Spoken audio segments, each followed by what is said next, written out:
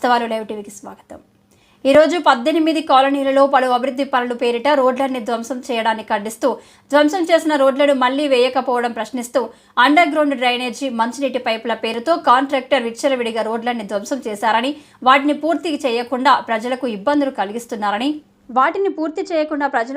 కలిగిస్తున్నారని వారిపై పర్యవేక్షణ లేని మున్సిపల్ అధికారులపై చర్యలు తీసుకోవాలని, పైప్ లైన్ కోసం తవ్విన గుంతలో పడిన గంధం సంతోషమ్మ కాలు విరిగిందని ఆమెకు తగిన పరిహారం చెల్లించాలని, అలాగే 5వ వార్డులో ఇంటి ముందు కాలువలు లేక కాలువ ముందుకు పోవడానికి స్థలం లేక ప్రజలు నానా ఇబ్బందులు పడుతున్నారని, 5 సంవత్సరాల నుండి అందరి నాయకులు వెంబడి తిరిగినా ప్రజలు వేసారిపోతున్నారని, వెంటనే ఈ సమస్యలను పరిష్కరించకుంటే మున్సిపాలిటీ కలెక్టర్ కార్యాలయం ముందు ధర్నా చేస్తామని ఈ సందర్భంగా హెచ్చరించారు.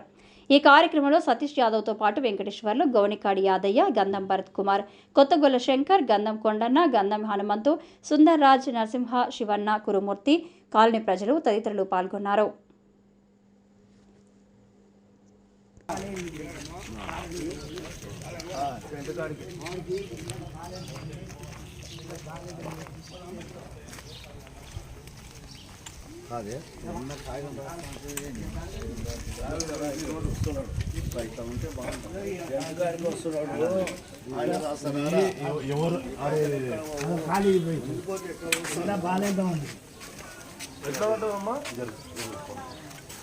ఫోటో తీసుకోవడమ్మా.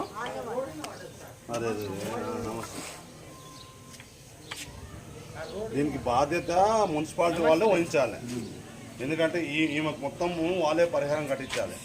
ఇంటి ముందు తవ్వినాక వాళ్ళదే బాధ్యత. మళ్ళీ పూడ్చాలి కదా, పూడ్చకుండా బిల్లు చేసుకొని సీసీ రోడ్ వేయాలి, సీసీ వేయాలి, వాళ్ళదే బాధ్యత, మున్సిపాలిటీకి బాధ్యత.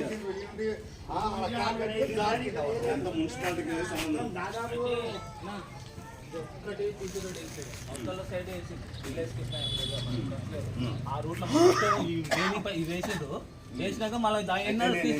అంటే మున్సిపాలిటీ వాళ్ళ వైఫల్యం.